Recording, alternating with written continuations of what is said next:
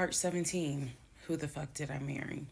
So, for context and just to clarify some stuff, going forward, I'm going to now call my ex husband, I'm going to use the name that I call him in real life. So that way it clears up the whole fiance, boyfriend, husband, ex husband thing. So, his name is Legion. Anyone that knows me will tell you that is what I call him. So, Legion and I, when I left off at part 16, or excuse me, part 15, Legion and I got married January 5th of 2021. For the first 2 weeks, things were fine. We got into like a routine basically. I would go to work, he would go to work. He was still leaving the house at around 6:15 every morning. He was still on the phone with his brother, the one that lived in Philly, every morning. They would just, that was their time to talk. From what I was told, the brother got off work. I guess he must have worked the third shift. And so he was getting off work as Legion was getting ready to go to work. So that was the perfect time for them to talk.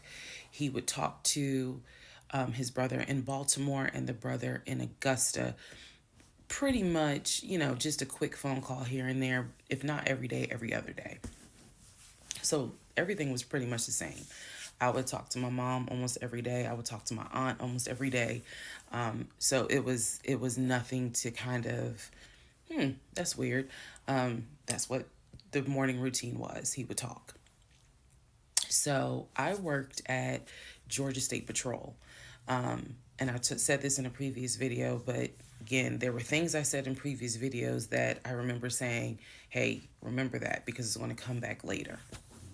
So I worked at Georgia State Patrol. I had been working there for almost 8 years, 7 or 8 years by the time Legion got into the picture. He was fine with the fact that I worked within law enforcement. I'm not a trooper. I'm not a sworn officer. I'm a civilian. However, again, his dad was a retired police officer. So he was perfectly fine in the beginning with the fact that I worked for Georgia State Patrol. He had been to my office before. He had met some of my co-workers. Obviously, even with COVID, because I still had to go into the office 2 or 3 days a week, he had been up there. So the friend who took me to the hospital when I had my miscarriage has met him. He and I have been to her home with her and her significant other before. So again, even in the world of COVID, when there were little times where you could get together with people, he has met people in my life. He has met my friend, or that particular friend, and he has met some of my coworkers. So when we got married, the first 2 weeks, like I said, was fine. And then it's as if something snapped. Something just changed. What was totally acceptable before, suddenly little comments were made. Why are you wearing that to work? You get off at 3:30, so you'll be home by 5, right? Things that had never happened before. He had never questioned what time I'm gonna be home. Really, he didn't need to question it because when I'm off work, I leave. So it was never a situation of, oh, I'm gonna just sit around at work and just run my mouth because I have nothing to do. And then it turned into, he would call me every day from work, and I'm going to demonstrate how those phone calls went, but he would call me every day from work. And if he even so much as heard a male voice in the background, he would have little comments to me. Who was that? Are they in your office? You know, man, I never know who's around you because it seemed like every time I call you, I have the hiccups, sorry. It seems like every time I call you, there's some man around. And I'm just like, at first I kind of shrugged it off. I laughed it off because it really truly was absurd to me. But then it became a bit more frequent. And so I really just didn't feed into it because I'm like, I don't know if this is some insecurity. I don't know if this is jealousy because nothing has ever been done to make you feel any sort of insecure type of way. I've never entertained another guy, never flirted with another guy. Like, I don't know where this is coming from. So, it is also important to note we got married January 5th. Things started changing around 2 weeks later. And the reason why I know it's 2 weeks is because I had recorded an audio diary on January 21st, is the date of the audio diary. And I talk about how maybe I had unrealistic expectations because it seemed as if things were changing with he and I. So 2 weeks pass, he starts making little comments. End of January comes, he informs me that he wants to start looking for a house again.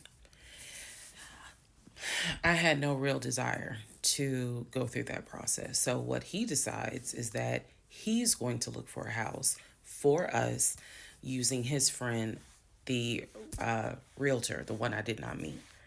So he tells me that he and his friend have been talking and he's going to start looking at houses. And what he's going to do is basically, if he feels like it's a house I would like, then he wants to show it to me because he feels like, I know that your attitude really isn't, you're in the mood to look for a house. So I'm going to start looking.